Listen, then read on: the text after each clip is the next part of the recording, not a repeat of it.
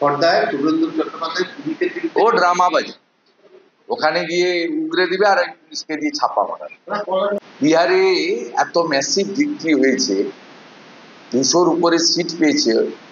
আপনি বলুন, একজনের বাড়ি ভেঙেছে, একজন ঘর ছাড়া হয়েছে, একজন খুন হয়েছে, একটা ইনসিডেন্ট বলতে পারবেন বিহারে? বিহার তো খুব ছোটখাটো স্টেট নয়, 243টা সিট, 40টা এমপি সিট, কত বড় স্টেট, আমাদের পাশের স্টেট। একমাত্র এই রাজ্যে হয়। তৃণমূল নামক দুর্বৃত্ত, হারমাত, চোর, ধর্ষকদের পার্টি এখানে আছে বলে হয়। আমার মূল কথা, বেকার যুবক যুবতীদের কাছে মমতা বন্দ্যোপাধ্যায় আবার প্রমাণ করলেন তার এসএসসি কে দিয়ে, ইন্টারভিউ ডাক দিয়ে, যে এবারেও অর্থের বিনিময়ে রাজনৈতিক পরিচয় দেখে হয়েছে, যোগ্যতার ভিত্তিতে বিচার হয়। এবং ফ্রেশারদের সঙ্গে যে ক্ষমার অযোগ্য অপরাধ করেছেন, আর যোগ্য শিক্ষকদের মধ্যে একটা অংশ, সংখ্যাটা আমি এক্ষুনি বলতে পারবো না, অ্যাসেস করে 2-1 দিনের মধ্যে বলবো। আমি তো শুধু ইংলিশে বলে দিলাম, ইংলিশে কোনো টিচার যারা যোগ্য শিক্ষক টেন্টেড ছিলেন না, তারা কেউ ইন্টারভিউতে ডাক পায়নি।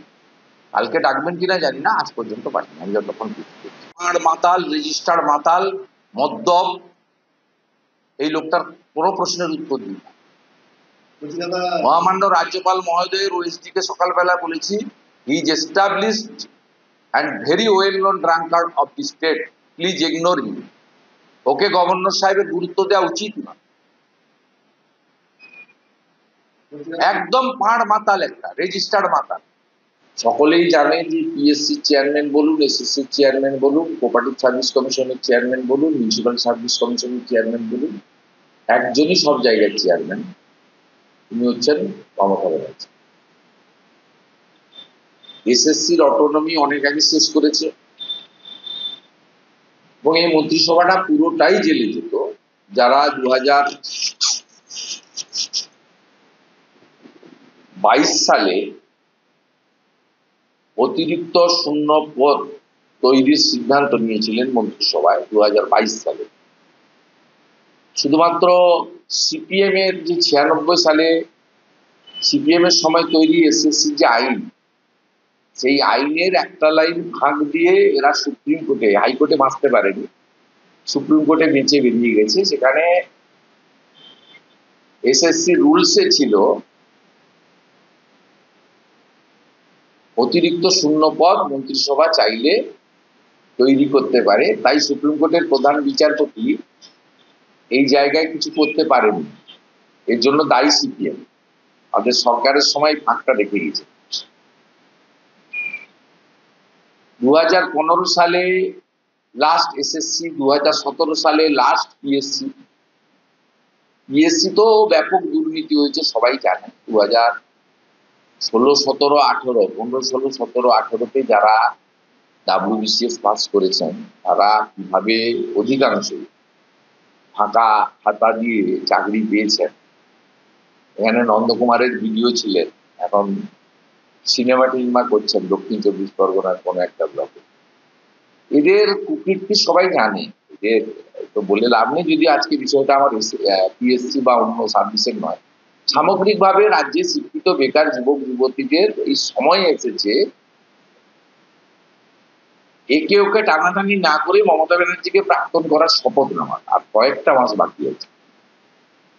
বহুল চর্চিত, যার পর্দা ফাঁস করেছিলেন অভিজিৎ গাঙ্গুলি মহোদয়, প্রাক্তন বিচারপতি, অনেক দীর্ঘ লড়াইয়ের পরে সুপ্রিম কোর্ট ফাইনালি বিষয়ে তাদের সিদ্ধান্ত জানিয়েছিল এবং সকলকে, মানে যারা টেন্টেড নয় তাদের বসার সুযোগ দিয়েছিল। পরীক্ষা হয়েছে এবং সেই পরীক্ষাতে যদিও আগের মতো মমতা বন্দ্যোপাধ্যায়কে কেউ বিশ্বাস করে না বলে 60,70,00,000 পরীক্ষার্থী এবারে পরীক্ষা দেয়। এবারে 10 লাখেরও কম, 5.5-6 লাখ মতো পরীক্ষার্থী মোটামুটি পরীক্ষায় বসেছিলেন, এটুকু আমার ইনফরমেশন আছে। স্পেসিফিক নাও হতে পারে, সংখ্যাটা বাড়তেও পারে। এই ফ্রেশাররা শর্ট নোটিসের পরীক্ষায় পড়াশোনা করে প্রিপারেশন নেওয়ার পরেও কার্যত 95% বেশি, হাতে গোনা 2-1 হতে পারে, এবারের পরীক্ষায় মানে ইন্টারভিউ যে ডাক হয়েছে, এখনো অ্যাপয়েন্টমেন্ট দেননি, অ্যাপয়েন্টমেন্ট দিতে পারবেন কিনা জানি না, কারণ এইটাতেও সম্পূর্ণ দুর্নীতি হয়েছে। ফ্রেশাররা কার্যত সুযোগ পাননি। 70 নম্বরের পরীক্ষায়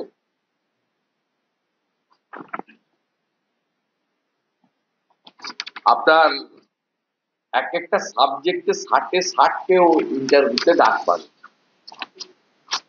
শিক্ষিত বেকার যুবক যুবতীদের সঙ্গে যে প্রতারণাটা মমতা বন্দ্যোপাধ্যায় করেছেন, তার নেতৃত্বাধীন, তার পরিচালিত, তার অঙ্গুলি নির্দেশে এসএসসি করেছে, ক্ষমার অযোগ্য অপরাধ। অন্যদিকে টেন্টেড ছাড়া যারা পরীক্ষায় পাস করেছেন তারা ইন্টারভিউতে ডাক পেয়েছেন বড় সংখ্যায়, তারাও যে সকলে ডাক পেয়েছেন তা নয়। সাবজেক্ট ইংলিশের ক্ষেত্রে কোন বঞ্চিত যোগ্য শিক্ষক তারা ডাক পাননি। ভবিষ্যৎ শেষ, মমতা ব্যানার্জি চাকরি দেবে না। ফ্রেশারদের কাছ থেকে আমি তো দাবি করব সব পয়সা ফেরত দিতে। এক্সামের জন্য যে 1000 টাকা করে, 500 টাকা করে, 650 টাকা করে, না 750 করে নিয়েছে, ফেরত দিতে। আমরা ভারতীয় জনতা পার্টিকে আনু, অন্য রাজ্যের মতো প্রত্যেক বছর এসএসসি হবে, ওএমআর এ পরীক্ষা হবে, ওএমআর এ এক্সাম হবে, ওএমআর সিট পাবেন, একটা কপি বাড়ি নিয়ে যাবেন, এবং 100 পয়েন্ট রোস্টার মেনটেন করে আজকে SC ST, Hindu, OBC, physically challenge এদের পথে বসিয়ে দিয়েছে এই সরকার। কন্ট্রাকচুয়াল চাকরিতে 1,15,000 সিভিক ভলেন্টিয়ার প্রত্যেক মাসে কিছু না কিছু। এই দীঘাতে কদিন আগে আপনার মন্দিরের জন্য 100 জন নিয়েছে, সেখানে SC ST, OBC, physically challenge তাদেরকে সংরক্ষণ দিয়েছে, দেয়নি। 60-70 হাজার কন্ট্রাকচুয়াল সব অল্প অল্প বেতনে দিয়েছে, 6 লক্ষ পার্মানেন্ট পোস্ট অবলেস করছে, 100 পয়েন্ট রোস্টার তুলে দিচ্ছে। কার ক্ষতি করছে না এরা? প্রত্যেক দিন অধিকার, সংবিধান প্রদত্ত অধিকার ক্ষতি করছে। শিক্ষিত বেকারদের অবস্থা শেষ করে দিয়েছে, বয়সও পেরিয়ে গেছে। বিজেপিকে আনুন, আমরা বয়সে রিল্যাক্সেশন দেব। প্রথম 3 বছর অন্তত বয়সে রিল্যাক্সেশন দিতে হবে। আমি আমার দলের যখন ফাইনাল সংকল্পপত্র হবে সেখানে আমি ব্যক্তিগতভাবে বা আমি বিরোধী দল নেতা হিসেবে প্রস্তাব দেব। যুবক যুবতীদেরকে শেষ করে দিয়েছে। শিক্ষিত যুবক যুবতী, BEd pass, MA pass, honours pass শেষ করে দিয়েছে। এবং এই পরীক্ষাতেও প্রমাণ হলো জেলের ভিতরে থেকে জীবন কৃষ্ণ সাহা টাকা তুলছে। 50 টাকা লাগবে, 15.5 পেয়েছি। আপনি নিজে শুনুন, 16-11। আমি কালকেই ইডির কাছে ফোন নম্বর ইত্যাদি পাঠাবো, যারা ধরেছে তাদের কাছে পাঠাবো, এবং আমি দাবি করছি যে এই কেসকে ট্রান্সফার করে নিয়ে যাক অন্য রাজ্যে। এটাই তার ডকুমেন্ট। আমাদের ভিডিও ভালো লাগলে লাইক এবং শেয়ার করুন। কমেন্ট সেকশনে গিয়ে জানান আপনাদের মতামত। আরও ভিডিও পেতে আমাদের চ্যানেল সাবস্ক্রাইব করুন এবং প্রতি মুহূর্তে খবরের আপডেট পেতে প্রেস করুন বেল আইকন।